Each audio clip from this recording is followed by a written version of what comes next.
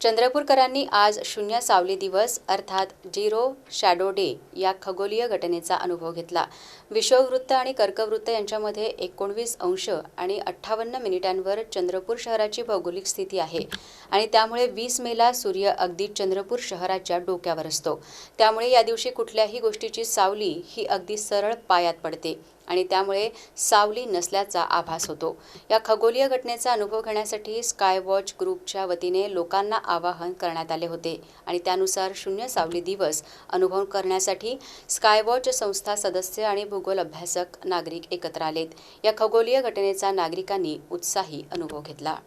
स्कायवॉच ग्रुपतर्फे दरवर्षी आपण 19 किंवा 20 तारखेला चंद्रपूर शहरामध्ये शून्य सावली दिवस आपण आयोजित साजरा करत असतो।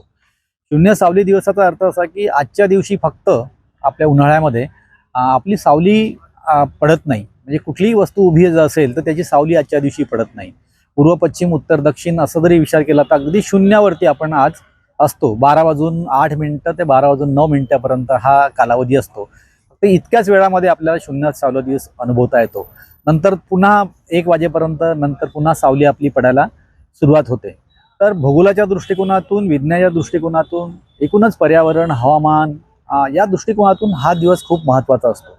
कारण या दिवशी यानिमित्त आपण सूर्याचं उत्तरायण जेव्हा होत असतं तेव्हा तो दक्षिणेकडून उत्तरेकडे जात असतो। तो जाताना तो कसा जातो, किती डिग्रीवर दररोज तो प्रवास करतो, हे आपल्याला या निमित्तानं इथे अभ्यास करता येतो, याचा आपल्याला शोध लावता येतो।